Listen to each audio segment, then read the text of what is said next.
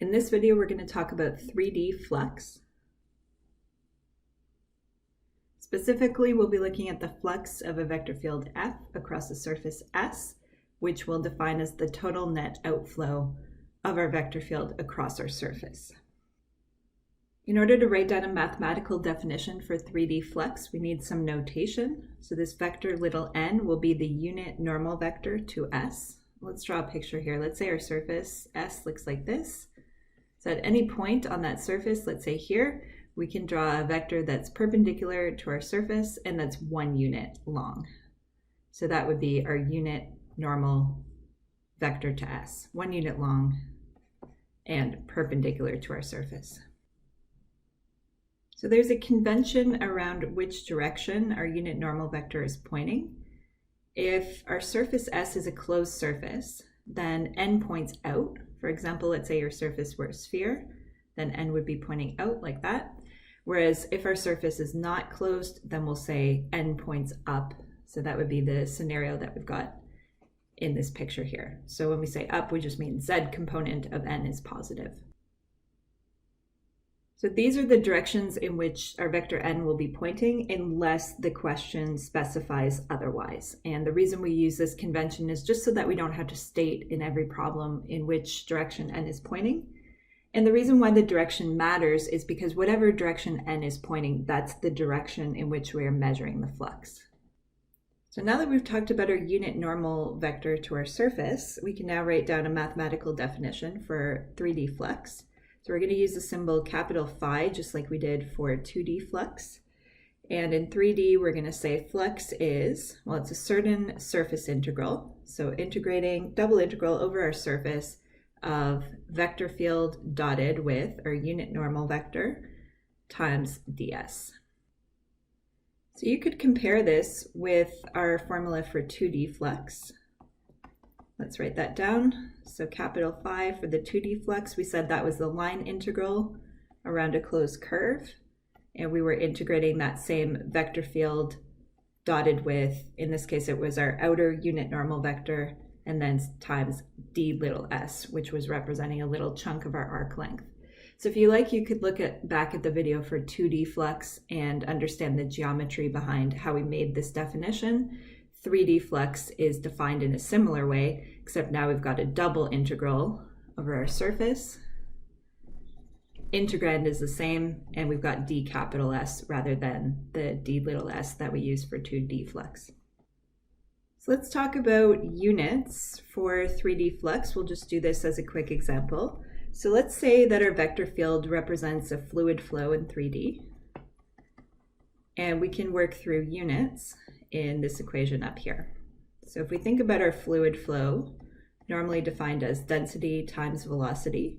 So if we think units, we would have kilograms per meter cubed times meters per second, or if we clean that up, that's kilograms per meter squared second for our vector field. The vector n is unitless. And then if we think about units for d capital S, well, that's a little area, a little tiny piece of our surface area. So that's going to have units meters squared. And therefore, when we look at the right-hand side of our flux definition here, units for flux are just going to be the product of these two units here. So multiplying these guys together, we get kilograms per second, which are our units for 3D flux if we're talking about a fluid flow in 3D. So in order to do some examples of calculating flux, we need a way of calculating this quantity, vector n times d capital S. So we're going to break this into two situations, and we'll see how these formulas work. First situation is if our surface is given by an explicit function of x and y. So let's say z equals some function h of x and y. Then in that case, n ds is going to be either plus or minus the vector minus z sub x minus z sub y 1 times dy dx. And when we say this plus or minus here, we're just thinking back to that convention where we said we want to measure our flux outwards for a closed surface and upwards for a surface that's not closed. So we would draw a picture and just choose the appropriate sign according to that convention. The other scenario is if our surface S is a parametric surface. So let's say S is parameterized by a couple of parameters, typically called U and V. Then in that scenario, vector n times ds is going to look like plus or minus. We'd take our position vector r, take the partial with respect to u, and do the cross product of that with vector r sub v, and then times du dv. And again, we would use the convention to decide the plus or minus sign. We want to go outwards for a closed surface and upwards for a surface that is not closed. So let's talk briefly about where these formulas come from, and then we can get into an example of calculating flux. So let's just ask why this is true. And we're actually going to concentrate on the formula on the left side here first. So let's say that our surface Z is defined explicitly in terms of X and Y. So if we think back to the tangent planes video from way back when, earlier in this video series, we talked about how to find the normal vector to a surface. So we can say normal vector to this surface Z equal h of xy would look like negative z sub x, negative z sub y, comma 1. Now, right now, that is not a unit vector. So this normal vector is just giving us a direction that's perpendicular to our surface.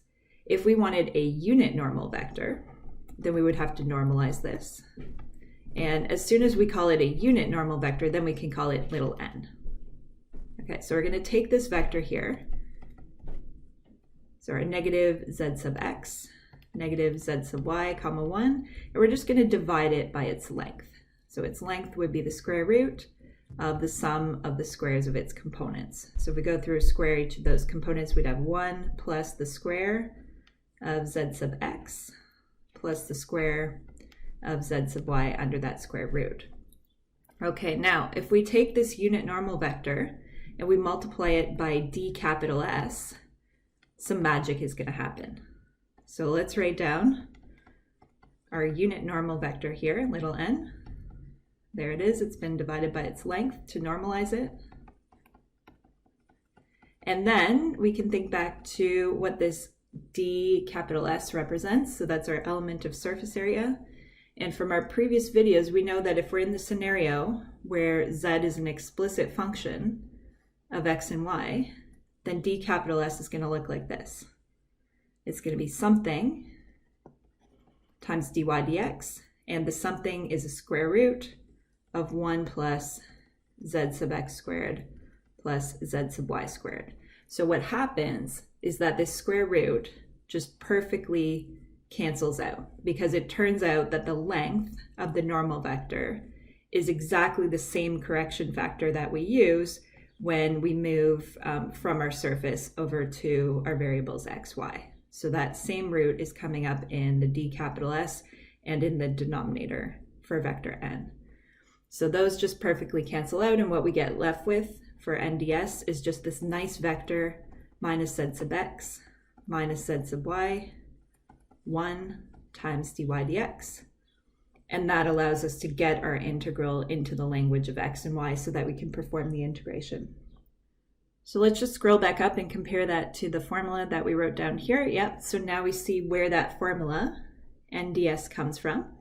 And if you wanted to look at the formula in the other situation here for a parametric surface, without going through all the details, I'll just give you a little bit of insight as to where that's coming from. So if we had a parametric surface, then let's just point out that a parametric surface has a normal vector equal to r sub u cross r sub v. And then you could go through the same kind of reasoning. You could say, okay, now we need to normalize this, and then that gives us our vector little n, and then if we multiply that by ds, again, we get some really nice cancellation, and that leads us back to our formula that we've got up here on the right-hand side. So now I would say the only adjustment that we need to make before we leave this behind is, because of the convention around the direction in which we measure flux, we may need to adjust the sign here. So we need to keep in mind that we may need to change the sign of this expression here, or possibly that expression there, just to make sure that we're measuring the flux outwards for a closed surface and upwards for a surface that's not closed. So when we did our calculation down here, we ended up with a vector of the right magnitude in almost the right direction. So to complete this, we should just say choose the sign based on the convention for our vector little n. And that way we'll make sure we're measuring the flux in the conventional direction. And that way we have a complete description matching our formula up here. So there we go. That's how we are going to compute NDS. We are going to find the downward flux of the given vector field across the given surface. Our surface is part of the paraboloid that's lying below z equal 1.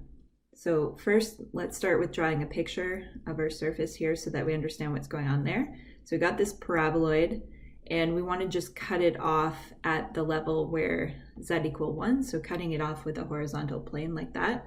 And the surface is just the side of that paraboloid. So let's label that capital S. And first thing we're going to do here is we're going to start on calculating n times d capital S, since that's what we need for our flux formula. So in this situation, our surface z is given by an explicit function of x and y. If we want, we could even label that in our picture. So z is equal to x squared plus y squared.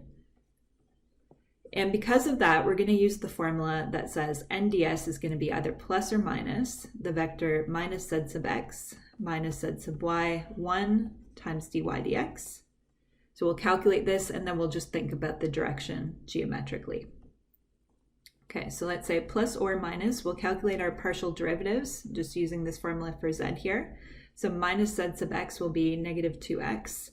Minus z sub y will be negative 2y. That's comma 1. And then times dy dx.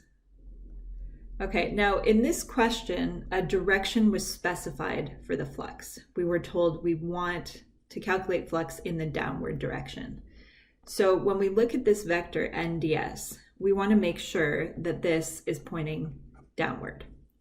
If downward had not been indicated in the question, then by default, we would choose the upward direction because S is not a closed surface. We're just talking about the side of the paraboloid here, not the top. Top does not belong to the paraboloid. So not a closed surface, we would go upwards by default, but because the question specifies downward, we're going downward. When we say downward, that just means Z component should be negative. So if we look at this vector, the correct sign that's going to force Z to be negative would be the negative sign. So that implies that we're going to choose the negative sign option here. Okay, and then we can say NDS is going to be multiplying through by the negative 2x, 2y, negative 1, dy dx. So that's how we get our NDS. And then from there, we're just going to use our definition for flux. So flux is going to be the surface integral over our surface of f dot NDS. And so let's take a closer look at this integrand here. In fact, sometimes I do that even before I write down the integral, so I might just do that over here. So if we wanted to figure out f dot NDS, we would look up at the question and figure out our vector field. Oh, yeah, we were told it's 0, 0, negative z for this particular problem. So we're going to take that 0, 0, negative z, and we're going to dot it with this NDS that we just calculated. So 2x, 2y, negative 1, dy dx. And then we're just performing this dot product here in the usual way.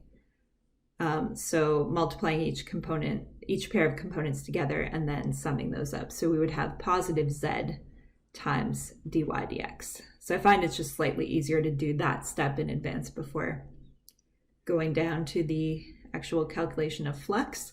But this calculation here was just motivated by thinking about what our formula for flux is. Okay, so once we got our integrand figured out, then let's think about plugging that in. So we've now got a double integral of z times dy dx.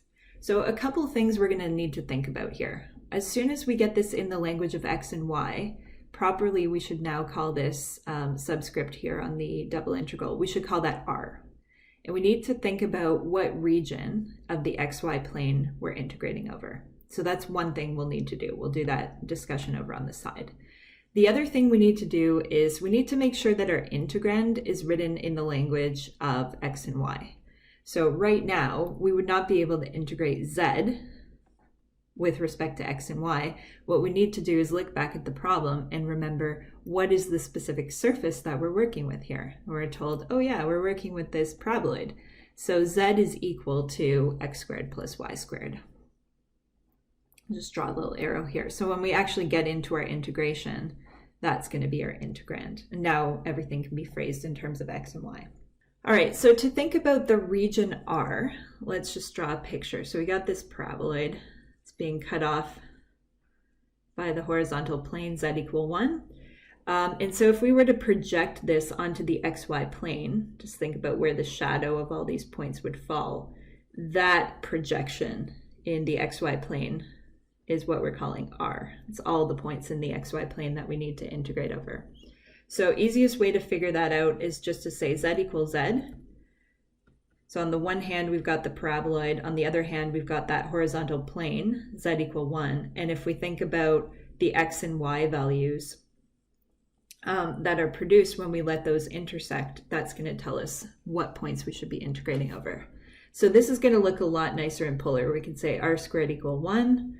That means r is either plus or minus 1. That because r is our radius, we'll make the positive choice. And that tells us that we're just integrating over a disk of radius 1. So we want to capture all the radius values between 0 and 1 and all the theta values between 0 and 2 pi to go all the way around that disk. Okay, so now we're ready to come back to our integral and get everything rephrased, and we're in fact moving everything over to polar. So let's think about it. Have a double integral. We'll put our limits of integration on there in a second. Our integrand is x squared plus y squared, but if we're moving into polar, let's call that r squared. And then this dy dx, that's our dA. In polar, that's going to look like r dr d theta, because there's that correction factor in moving into polar. Okay, and then we'll integrate through r values 0 to 1 and theta values 0 to 2 pi. So we're pretty much ready to finish this off now. Our integrand now looks like r cubed. So we're integrating from 0 to 2 pi, keep our d theta on there. R cubed becomes r to the 4th over 4 after we integrate, and we'll evaluate that at 1 and then at 0.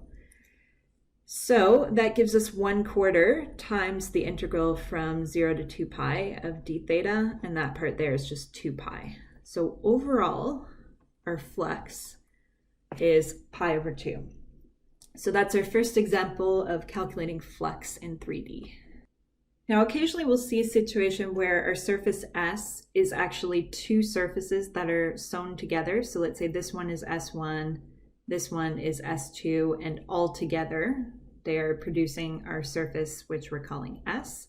So if you wanted the total flux of some vector field across S, then you would say, well, we calculate the total flux across the first surface, S1, and then we would just add that to the total flux across surface S2.